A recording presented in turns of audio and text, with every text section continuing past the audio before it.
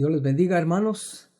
Este día, domingo 10 de enero, queremos tocar un tema hoy, el cual he titulado Si Dios con nosotros, ¿habrá algo más importante?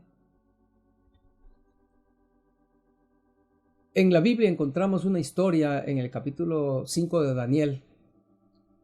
Si usted quisiera ir a ese capítulo en la Biblia, en su Biblia, ahí en el capítulo 5, y ahí encontramos al rey Belsasar. Él era hijo del rey Nabucodonosor. Ustedes ya saben algo de la historia de quién fue Nabucodonosor. Y dice en los primeros versos del capítulo 5 de Daniel que Belsasar había hecho un banquete y estaban ahí en medio del banquete. Pero puede usted imaginar qué clase de banquetes eran esos, donde había de todo: inmoralidad, vicios, idolatría, etc. Y entonces llegó un momento, dice ahí en el capítulo 5 de Daniel, que voy a leer en el verso número 2, que Belsasar, dice, ya con el gusto del vino, mandó que trajesen los vasos de oro y de plata que Nabucodonosor su padre había traído del templo de Jerusalén, para que bebiesen en ellos el rey y sus grandes, sus mujeres y sus concubinas. Entonces fueron traídos los vasos de oro que habían traído del templo de la casa de Dios que estaban en Jerusalén, y bebieron en ellos el rey y sus príncipes, sus mujeres y sus concubinas. Bebieron vino y alabaron a los dioses de oro y de plata y de bronce, de hierro, de madera y de piedra. Y estaban haciendo eso cuando de pronto algo nunca visto. Dice ahí el verso número 5, que en aquella misma hora aparecieron los dedos de una mano de hombre que escribía delante del candelero sobre lo encalado de la pared del palacio real, y el rey veía la mano que escribía. Entonces el rey palideció y sus pensamientos lo turbaron, y se debilitaron sus lomos, y sus rodillas daban la una contra la otra. El rey gritó en alta voz que hiciesen venir magos, caldeos y adivinos. Y dijo el rey a los sabios de Babilonia: cualquiera que lea esta escritura y me muestre su interpretación, será vestido de púrpura, y un collar de oro llevará en su cuello, y será el tercer señor en el reino. Llevaron a los sabios, a los magos, y nadie pudo interpretar la escritura en la pared. Y el rey estaba muy turbado. Hermano, esto que estamos leyendo sucedió en el final, básicamente, del imperio babilónico. Este iba a ser el último rey. Este tiempo era un tiempo donde Dios iba a enviar juicio sobre este imperio y sobre este rey. Y ese banquete era, podríamos decir, tal vez la gota que había rebalsado el vaso. Entonces, dice la escritura que cuando el rey estaba turbadísimo porque nadie podía interpretar, la reina entró al lugar del banquete. O sea, la reina no estaba tomando parte del banquete donde había tanto pecado, etc. Pero la reina le dijo: no se turbe, rey, porque aquí en su reino hay un hombre que en el tiempo de su padre Nabucodonosor, él sabe interpretar las cosas de Dios. Dios está con él. Es como dice eso lo encontramos en el verso 11. En tu reino hay un hombre en el cual mora el espíritu de los dioses santos, y en los días de tu padre se halló en él luz e inteligencia y sabiduría, como sabiduría de los dioses, al que el rey Nabucodonosor tu padre, oh rey, constituyó jefe entre todos los magos, astrólogos, caldeos y adivinos. Lo cierto es que Belsasar, envió a traer a Daniel, que era el hombre de quien se refería su esposa, la reina. Y cuando Daniel se presenta delante de Belsasar, en el verso número 13, dice: entonces Daniel fue traído delante del rey, y dijo el rey a Daniel: ¿eres tú aquel Daniel de los hijos de la cautividad de Judá que mi padre trajo de Judea? Esa pregunta es la que yo quiero que quede en nuestros corazones en esta tarde.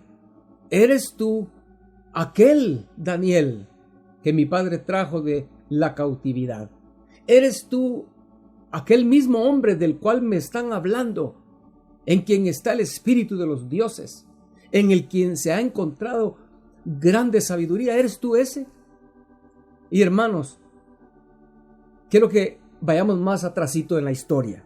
Por favor, regrese conmigo en la historia para saber quién era ese Daniel, de quien ahorita el rey está diciéndole: ¿eres tú ese mismo Daniel que regresó del cautiverio y vino aquí que vino en el cautiverio con los que vinieron de Jerusalén? Y qué maravilloso es ver en la historia esta que Daniel podía demostrar que él era el mismo Daniel. No había cambiado absolutamente nada en él. Él seguía siendo el mismo, pero ¿a qué nos referimos con decir que él seguía siendo el mismo Daniel? Si regresamos en la historia, hermanos, nos encontramos en Jerusalén en el tiempo de Nabucodonosor. Dice la historia, hermanos, que cuando Nabucodonosor tomó la decisión de conquistar Jerusalén, lo primero que hizo fue sitiarla. La rodeó y no dejaba entrar ni salir nadie, es lo que se refería a un sitio, por casi 2 años. Hasta que en la ciudad no hubo comida, no había pan, la gente se había debilitado físicamente, se habían desmoralizado, muchos seguramente perdieron toda fortaleza espiritual, pero no Daniel. Y es lo que queremos ver en esta tarde, hermanos. Este rey conquistó la ciudad de Jerusalén y este rey destruyó el templo de Dios. Y podemos preguntarnos lo que mucha gente se preguntó en esa misma ocasión: ¿pero cómo es posible que Dios va a permitir que un rey impío, un pueblo pagano, perverso, entre por la santa ciudad, entre y profane la casa de Dios? No lo podían creer, hermanos. Había llegado el cumplimiento de lo que Jeremías les había dicho. Había llegado lo que los falsos profetas por años les estuvieron diciendo al pueblo de Israel que no iba a suceder. Los profetas no podían aceptarlo, pero llegó el día, hermanos. Yo quiero mostrarle en su pantalla algunas ilustraciones de más o menos lo que sucedió en esa ocasión. Seguramente no van a quedar cortas de lo que en realidad fue. Pero aquí en la primera ilustración, hermanos, después de que la ciudad fue sitiada por 2 años, la escritura dice, esto lo encontramos en el segundo libro de los Reyes, en el capítulo 25. Si usted tiene después un tiempo y puede leer el capítulo 25, que es el último capítulo del segundo libro de Reyes, dice ahí la escritura que los ejércitos de Nabucodonosor entraron a Jerusalén, incendiaron la casa de Dios, incendiaron la casa del rey, y también ellos incendiaron todas las casas. Es lo que dice el verso 9 de Segunda de Reyes capítulo 25. Todo lo incendiaron, derribaron los muros alrededor de Jerusalén. Era un desastre lo que estaba sucediendo. Era algo que nunca pensaron que llegaría.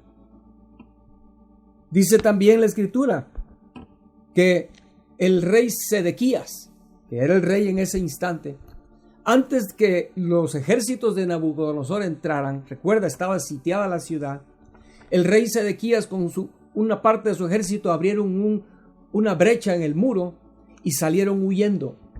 Los ejércitos de Nabucodonosor los persiguieron, los tomaron presos, se los llevaron a otra ciudad fuera de Israel, y allí, frente a los ojos de Sedequías, degollaron a sus hijos, y luego a Sedequías le sacaron los ojos. Imagínense, esas eran las cosas que estaban sucediendo en ese tiempo. Inmediatamente después de eso fue que el ejército entró a la ciudad, como vimos en la gráfica anterior, y la ciudad estaba en llamas y todo vandalizado. Estaban un saqueo completo.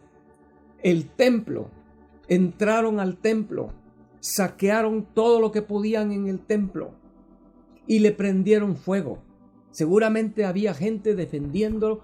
Últimos que estaban ahí no habían atendido al llamado de Jeremías, no se habían sometido al cautiverio. Ellos creían que ellos podían detener a esos enemigos, pero fueron muertos. Mucha sangre fue derramada, hermanos. ¿Recuerdan ustedes a Boaz y Jaquín? Tal vez muchos de ustedes no lo recordarán, esos dos nombres, pero Boaz y Jaquín era el nombre que Salomón le dio a las dos columnas de bronce que él había construido al frente del templo. Eran dos columnas enormes, hermanos, como 50 pies de alto más o menos. Imagínense eso. De ancho eran como 6 pies de ancho. Eran unas columnas enormes, y como ve ahí en la gráfica, las derribaron. Eso dice en segunda de Reyes capítulo 25, lo dice. Derribaron las columnas, las destruyeron, las quebraron. También el mar de bronce, que era la fuente que estaba sostenida por unos bueyes, también fue destruido todo. Y por finalmente llevaron cautivos a miles de israelitas. Dice la Biblia ahí en este capítulo de Segunda de Reyes que los pobres fueron los únicos que el jefe del ejército de Nabucodonosor dejó en la tierra para que la labrasen, y todos fueron llevados cautivos. Fue una gran tragedia, hermanos, una gran tragedia. Mire cómo Lamentaciones lo dice. Lamentaciones capítulo 2, verso 11. Mis ojos desfallecieron de lágrimas, se conmovieron mis entrañas. Mi hígado se derramó por tierra a causa del quebrantamiento de la hija de mi pueblo. Cuando desfallecía el niño y el que mamaba en las plazas de la ciudad, decían a sus madres: ¿dónde está el trigo y el vino? Desfallecían como heridos en las calles de la ciudad, derramando sus almas en el regazo de sus madres. ¿Qué testigo te traeré? ¿O a quién te haré semejante, hija de Jerusalén? ¿A quién te compararé para consolarte, oh Virgen hija de Sión? Porque grande como el mar es tu quebrantamiento. ¿Quién te sanará? Tus profetas vieron para ti vanidad y locura, y no descubrieron tu pecado para impedir tu cautiverio, sino que te predicaron vanas profecías y extravíos.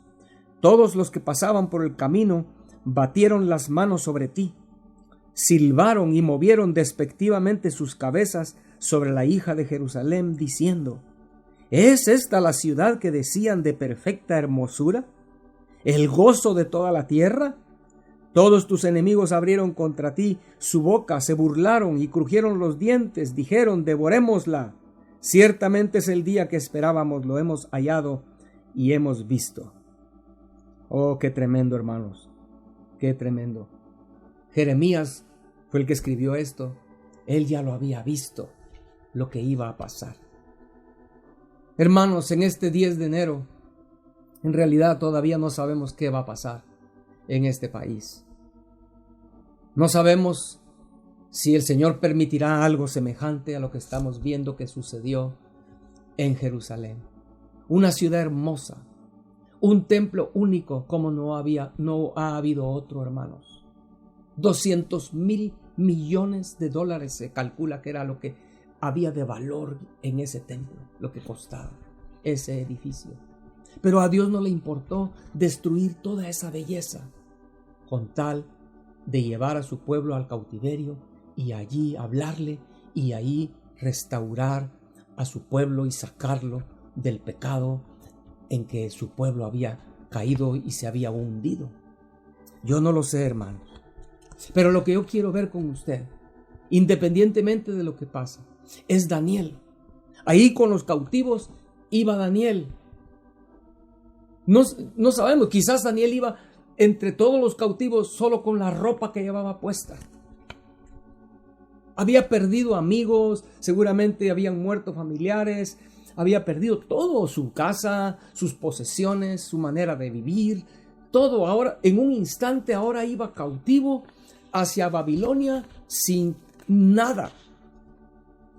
Básicamente sin nada, excepto una cosa, es lo que yo quiero recalcar en esta tarde.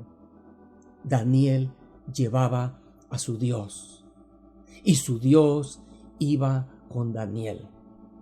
Eso es lo importante, hermanos. Eso es lo importante, no importa qué pase. Que el Señor esté con nosotros y que nosotros lo reconozcamos.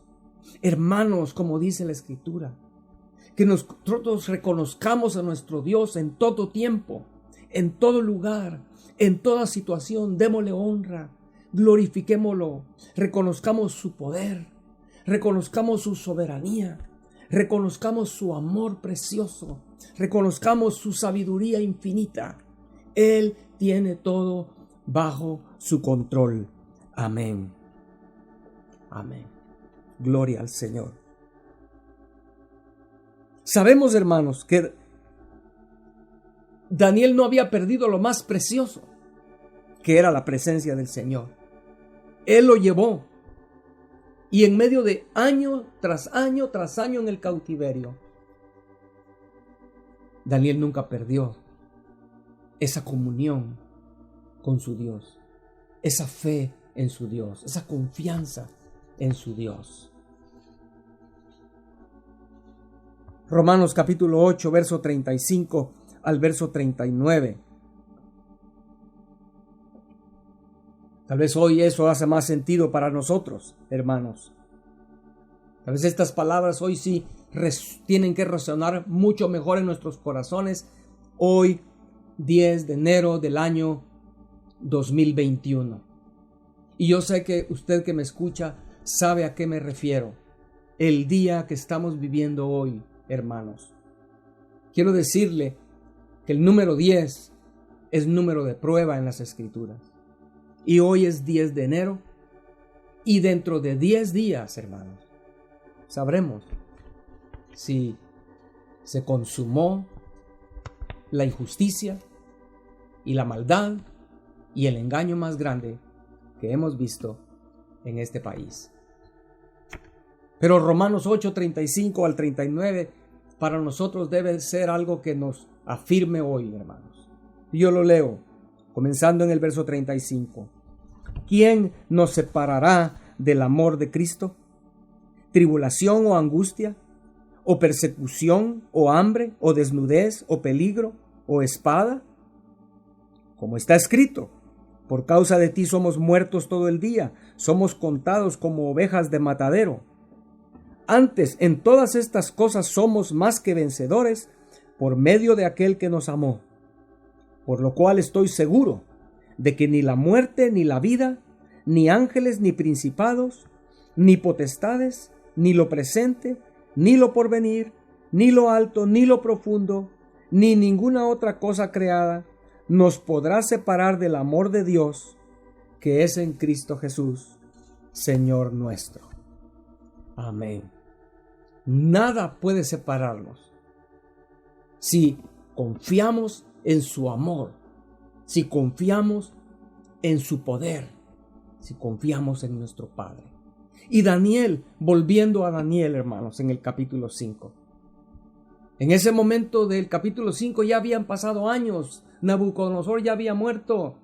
Ya Daniel había mostrado, Dios había honrado a Daniel por su posición, porque Daniel nunca deshonró a su Dios. Había pasado Daniel por aflicciones. Y hermano, en toda la historia en el libro de Daniel lo vemos. Pasó por persecuciones, pasó por tribulaciones. Daniel pasó por injusticias, muchos enemigos tratando de destruirlo, vez tras vez tras vez. Pero Daniel siempre demostró ser el mismo, hermanos. Es lo que quiero enfatizar. Hermanos, no importa lo que pase, usted y yo debemos seguir siendo los mismos cristianos que creen en Dios, que confían en Dios, que alaban a su Dios. Amén. Como Pablo alababa a Dios en momentos de bonanza y también metido en la cárcel con llagas en sus espaldas por los azotes. Job bendecía y buscaba a su Dios, le hacía alabanza y altar a su Dios cuando tenía bonanza y tenía abundancia y riquezas. Y cuando Job se quedó absolutamente sin nada, lo que hizo Job fue postrarse en tierra y adorar a Dios, es lo que dice la Escritura. Y Job dijo: Jehová dio, Jehová quitó, sea el nombre de Dios glorificado. Hermano, no importa lo que pase, sigamos nosotros siendo los mismos, honrando a nuestro Dios, confiando en nuestro Dios. Hace muchos años, o muchos años después de este capítulo 5 de Daniel, otra vez el pueblo de Dios fue llevado cautivo. Eso fue durante la Segunda Guerra Mundial. Hermanos, millones de judíos del pueblo de Dios fueron llevados cautivos a campos de concentración. Mucha aflicción. Desde que los sacaron de sus casas hasta que llegaron a los campos de concentración, esos judíos fueron siendo despojados y despojados. Hemos visto cómo ellos salieron con lo que pudieron, con maletas pequeñas, otros grandes, con cosas escondidas entre su ropa, en todos lados trataron de esconder sus riquezas, pero los alemanes los fueron despojando y despojando hasta que finalmente llegaron a los campos de concentración y ahí fueron desnudados, literalmente, hermanos. Pero, oh hermanos, qué tristeza saber que la gran mayoría de todos esos judíos perdieron su fe en Dios. Algunos hasta blasfemaron contra su Dios, rechazaron a su Dios, porque no podían aceptar que eso les estuviera sucediendo a ellos. Hermanos, por eso es lo que yo les estoy hablando en este día 10 de enero, cuando estamos a 10 días de enfrentar quizás un golpe muy duro para el pueblo de los Estados Unidos. Amén. Pero hermanos, yo quiero animarlos a ustedes en esta tarde a que no perdamos el gozo del Señor. ¿Por qué? La Escritura dice que el gozo del Señor es nuestra fortaleza. El gozo de saber que Él está conmigo. El gozo de saber que Él es soberano y tiene el control de todos los asuntos de los hijos de los hombres. El gozo de saber que Él me ama. El gozo de saber que Él es sabio y que tiene un plan, hermanos. Eso es muy importante saberlo. Amén. Amén.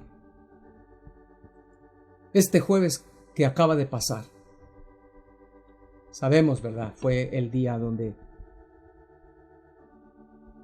muchos corazones se hundieron en desesperación. Muchos corazones, hermanos, perdieron todas sus fuerzas, desanimados completamente con lo que sucedió el jueves pasado. Pero quiero contarles algo que ustedes ya saben, hermanos. Y es que hace muchos años, más o menos 2000 años, hubo un día el cual fue el día más oscuro de la historia del universo. El día más oscuro fue aquel día, hermanos. Día triste. Día que se oscureció literalmente siendo mediodía.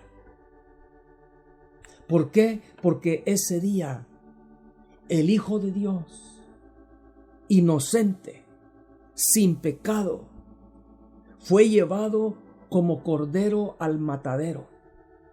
Dice la Escritura, hermanos, cómo las huestes infernales, usando sus instrumentos, usando hombres, lo tomaron preso, lo juzgaron, lo condenaron injustamente, lo torturaron y finalmente lo crucificaron al Señor. Hermanos, era un día de tal injusticia, donde los enemigos, las tinieblas, estaban quedándose con su gusto. Las tinieblas estaban teniendo una gran victoria en ese día. Es lo que quiero que miremos en este momento, de acuerdo a lo que estamos viviendo.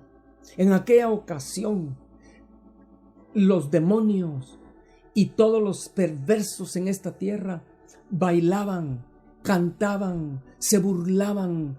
Ellos habían obtenido una victoria. El Hijo de Dios injustamente había sido crucificado. Amén.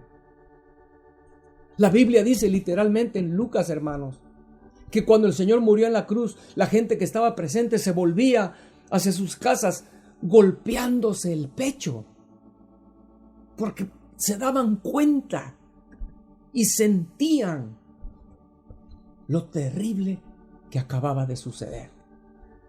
Cómo Satanás había tenido una gran victoria. Amén. Pero, hermanos, ¿acaso Dios no tenía un plan en todo esto? ¿Acaso fue algo que hicieron ganándole a Dios? No, Dios tenía un plan. Al tercer día, el Hijo precioso de Dios, nuestro Señor Jesucristo, resucitó de entre los muertos para hacer la salvación de toda la humanidad. Dios tiene todo bajo su control. Y este jueves, como le decía, hermanos, mi corazón estaba con una presión y una carga de lo que acababa de suceder, que no podía, yo sentía esa presión aquí dentro de mí. Señor, ¿qué está pasando?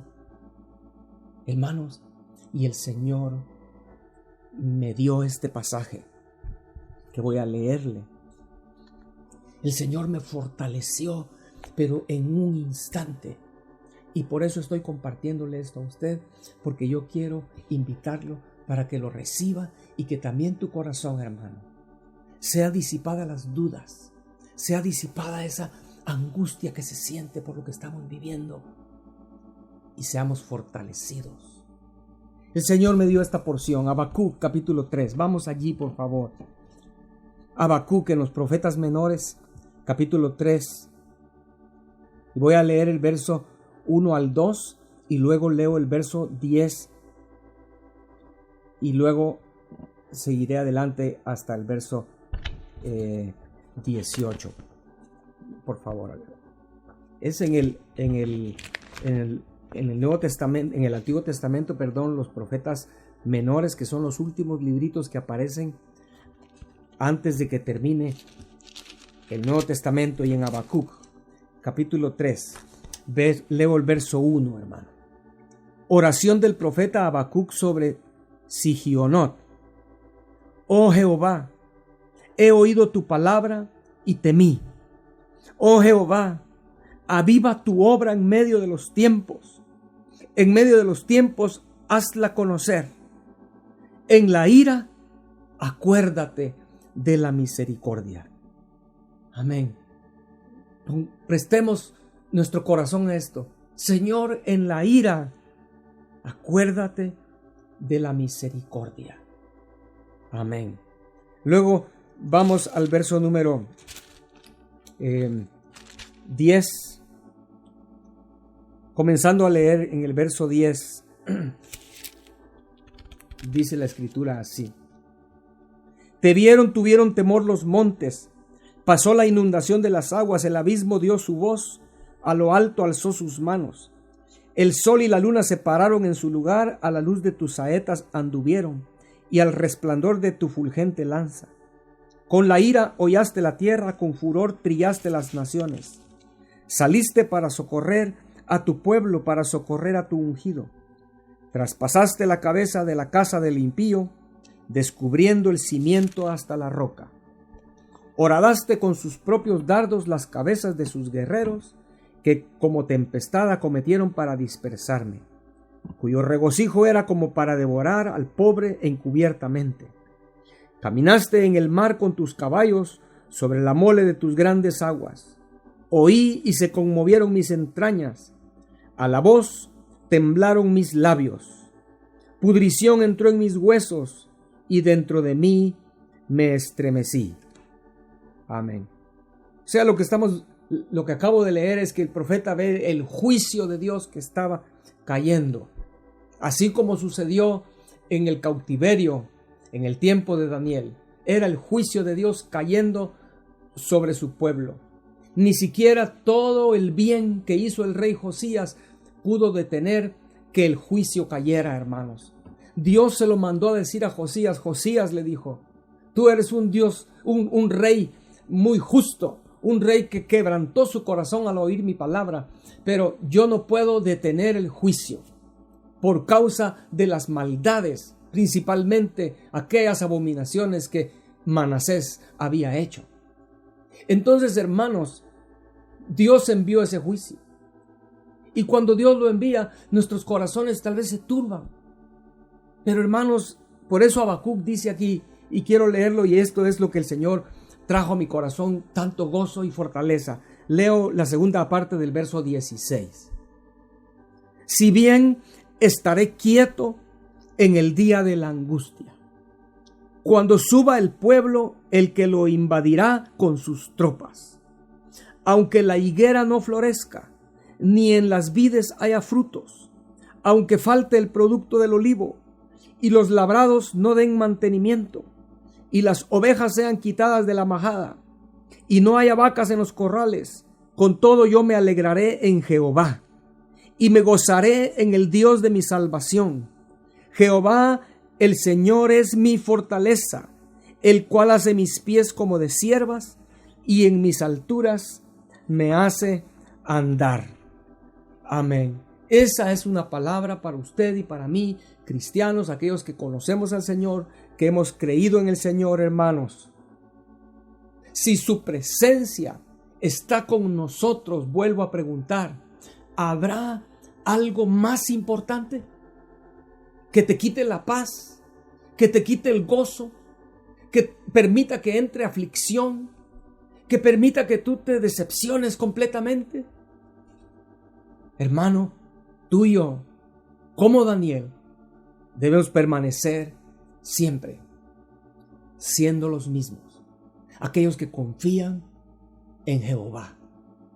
Y que aquí, como Habacuc dice, yo con todo esto, aunque esté viendo cosas terribles frente a mis ojos, angustia, persecución, tribulación, aunque vea lo peor de lo peor, con todo eso, dice, yo me alegraré en Jehová. Estoy leyendo el verso 18 otra vez. Y me gozaré en el Dios de mi salvación. Jehová el Señor es mi fortaleza, el cual hace mis pies como de ciervas, y en mis alturas me hace andar. Pero ahora, hermanos, para finalizar, yo quiero pedirle toda su atención en esta última porción de lo que voy a decirle. Sí, es cierto, quizás dentro de 10 días vamos a ver que finalmente las tinieblas ganaron, tuvieron victoria. Muchos criminales quedarán impunes por un tiempo, sin llevar ningún castigo, escondiendo sus pecados, hermanos. Los injustos saldrán con la suya. Los malos habrán triunfado con sus maquinaciones. Pero la pregunta que quiero hacerte es, yo, como cristiano, ¿qué debo ahora hacer? Aparte, hermano, de lo que ya te dije, como cristiano verdadero, como Daniel era un creyente verdadero, como Pablo, como David, nosotros, ya lo dije, como cristianos verdaderos debemos permanecer confiando en nuestro Dios, alegrándonos en nuestro Dios, porque el gozo del Señor es nuestra fortaleza. Pero aparte de eso, ¿qué voy a hacer ahora? Quiero que pienses por un momento en algo. 75 millones de americanos. Dentro de 10 días posiblemente estarán completamente desilusionados, deprimidos quizás, turbados, muchas preguntas y muy pocas respuestas. Bien, pensémoslo, hermano. ¿Cuántos de esos 75 millones no conocen a Cristo Jesús? Pero tienen un sentir de lo que es correcto. Podían ver que la lucha que estábamos librando en estos meses era contra las tinieblas. Y estamos quizás viendo que las tinieblas ganan. Yo creo, hermanos, que de esos millones de personas, y muchísimos no son cristianos, no conocen al Señor, muchos van a deprimirse completamente. Quizás habrá hasta suicidios, hermanos. Algunos van a optar por la violencia. Eso es casi seguro, hermanos. Habrá violencia. Algunos de corazón más débil y de principios no muy bien fundamentados, quizás se unan a las fuerzas del enemigo. Y tú y yo, hermanos, poseemos el conocimiento de la verdad. Tú y yo conocemos, hermanos, quién es el que puede fortalecernos. Tú y yo conocemos las buenas nuevas de salvación, que son en Cristo Jesús nuestro Señor. Y yo te invito para que le clamemos y le pidamos al Señor: Señor, dame la gracia, dame el valor, quita de mí el temor, la cobardía de salir afuera y decirle a la gente que el Señor tiene un plan y que el Señor le ama, murió en la cruz por él, y si él está devastado por la injusticia que acaba de ver en este país, hubo una injusticia mayor, pero como fruto de esa injusticia mayor vino la más grande bendición que el hombre puede recibir. Surgió como fruto de esa injusticia, la mayor que ha habido en la historia del universo.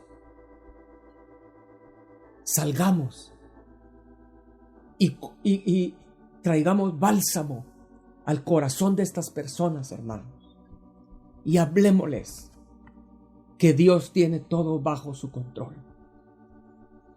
Amén.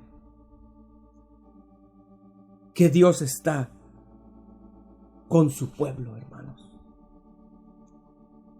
En tiempos como este, usted y yo recordemos este pasaje de Romanos capítulo 14, versículo número 8 y 9. Pues si vivimos, para el Señor vivimos, y si morimos, para el Señor morimos. Así pues, sea que vivamos o que muramos, del Señor somos. Porque Cristo para esto murió y resucitó y volvió a vivir, para ser Señor así de los muertos como de los que viven. Amén. Hermanos, termino con esto. Salgamos. Allá afuera va a haber millones de gente necesitados de oír un mensaje, pero el mensaje correcto. Y el mensaje correcto es el mensaje de Dios. Compartámosles el gozo que hay en nuestros corazones, que aún en medio de circunstancias totalmente adversas, donde las tinieblas están pisoteando al justo,